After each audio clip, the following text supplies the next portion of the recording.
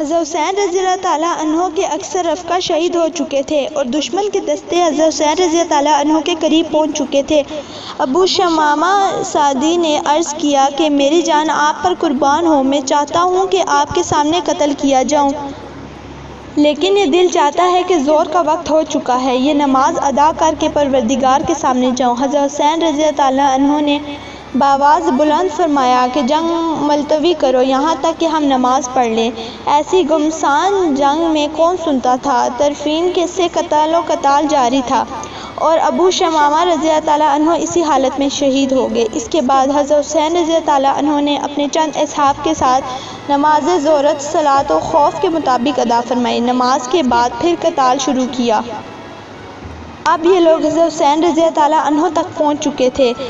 حنفی حضرت حسین رضی اللہ تعالیٰ عنہ کے سامنے آ کر کھڑے ہو گئے اور سب تیر اپنے بدن پر کھاتے رہے، یہاں تک کہ زخمیوں سے چور چور ہو گئے، یہاں تک کہ وہ بھی شہید ہو گئے۔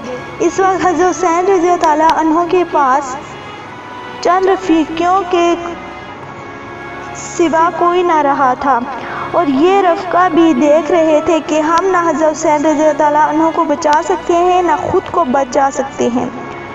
تو اب ان میں سے ہر شخص کی یہ خواہش تھی کہ میں حضرت حسین رضی اللہ تعالیٰ عنہ کے سامنے پہلے شہید ہو جاؤں، اس لیے ہر شخص نہایت شدت و شجاعت سے مقابلہ کر رہا تھا۔ اسی میں حضرت حسین رضی اللہ عنہ کے بڑے صاحبزادے علی اکبر رضی اللہ عنہ یہ شعر پڑھتے ہوئے آگے بڑھے، یعنی میں حسین بن علی کا بیٹا ہوں، قسم ہے رب البیت کی کہ ہم رسول اللہ صلی اللہ علیہ وسلم کے قریب تر ہیں۔ کمبخت مرا ابن مقتز نے ان کو نیزہ مار کر گرا دیا۔ پھر کچھ اور شکی آگے بڑھے اور لاش کے ٹکڑے ٹکڑے کر دیے۔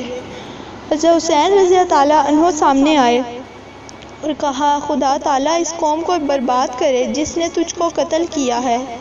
یہ لوگ اللہ تعالیٰ کے معاملے میں کیسے بے وقوف ہیں، تیرے بعد اب زندگی پر خاک ہے۔ ان کی لاش اٹھا کر خیمے کے پاس لائی گئی۔ عمرو بن سعد نے قاسم بن حسن رضی اللہ عنہ کے سر پر تلوار ماری، وہ گرے اور ان کے منہ سے نکلا یا آما، تو حضرت حسین رضی اللہ عنہ نے دوڑ کر ان کو سنبھال لیا اور عمرو پر تلوار سے حملہ کیا، کونی سے اس کا ہاتھ کٹ گیا۔ حضرت حسین رضی اللہ عنہ اپنے بھتیجے قاسم رضی اللہ عنہ کی لاش کو اپنے کندھے پر اٹھا کر لائے اور اپنے بیٹے اور دوسرے اہل بیت کے برابر لٹا دیا۔ اب حضرت حسین رضی اللہ عنہ تقریباً تنہا بے یار و مددگار رہ گئے، لیکن ان کی طرف بڑھنے کی کسی کی ہمت نہ ہوئی۔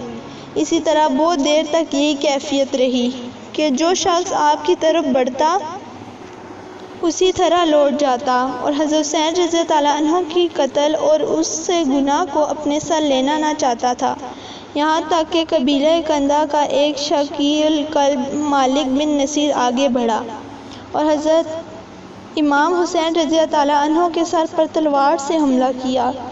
آپ شدید زخمی ہو گئے، اپنے چھوٹے صاحبزادے عبداللہ رضی اللہ عنہ کو بلایا اور اپنی گود میں بٹھا لیا۔